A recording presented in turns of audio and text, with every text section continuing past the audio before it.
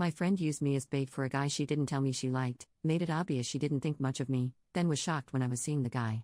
When I, 18 female, was about a year out of high school, when I started working at a restaurant in a much wealthier community than the working class one I had grown up in. I started as a hostess, then got promoted to wait staff. After a while I started to bond with this girl, Gretchen, 18 female, who was a hostess. She relied on me to vent to and to share all of her troubles with. Her parents were not nice, only caring about money and social status. I also started hearing about how she was having trouble with infighting and backstabbing among this friend group, many of whom also worked at this restaurant.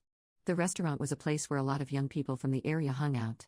I felt bad for her, but I also enjoyed her sense of humor and intellect, and we shared a lot of similar tastes in music and style, so she and I became good friends. At one point she introduced me to this guy, Chris, 18 male, that she knew. He and I instantly had chemistry and I could tell he was very into me. He started coming around the restaurant a lot, sitting in my section, and one day when Gretchen wasn't there he asked for my number. It felt like the friends I had always wanted were finally coming together, like my life was about to launch. All of these people lived in their parents' giant opulent mansions in this very upscale town, driving luxury cars their parents gave them, while I would slink back to my broken-down Honda that I'd park in a hidden spot and drive to my family's tiny house in the working-class town, with its broken-down pickup trucks on cement blocks in people's yards, feeling like an alien in both worlds. I was slightly older than some of my new friends, being a year out of high school while most of them had just graduated, but felt worlds less sophisticated than they appeared to be. Anyway, I didn't really understand why she was so eager to introduce us. Why didn't she want him for herself? He was very cute.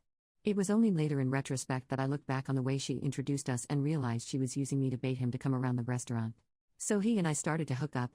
I didn't get why he wanted to be so secret about it at first, but I'll admit that he was about 10 times hotter than any guy I ever dated, and I let myself get swept up into a mostly physical relationship.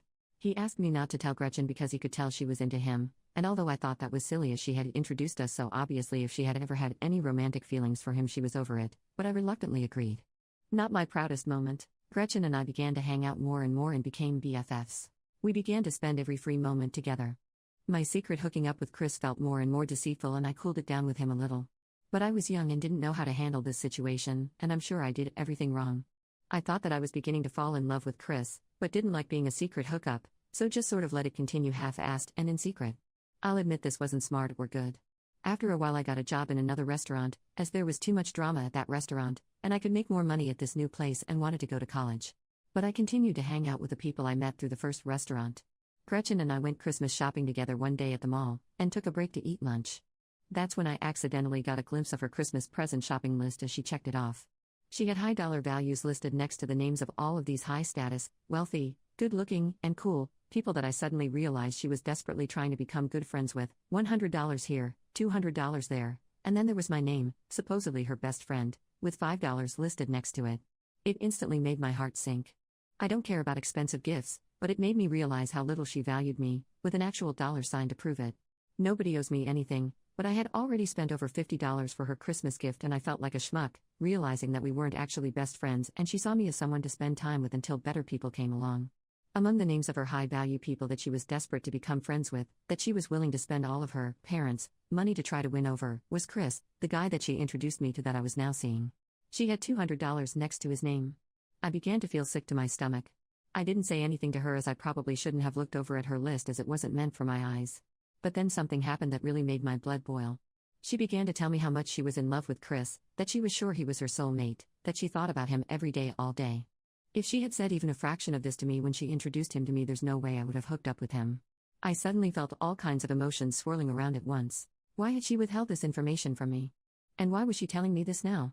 I began to realize she had been using me to keep him around.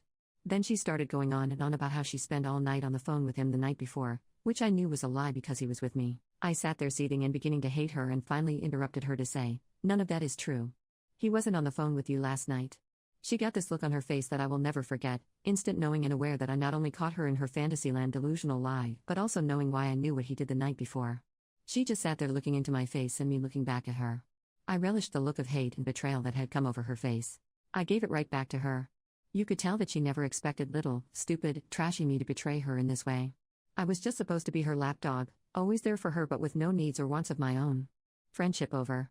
She told everyone from the restaurant about what an evil backstabbing bitch and a man-stealing W-word I was, and all of my friends from that job stopped contacting me. But you know what? Screw her and screw them.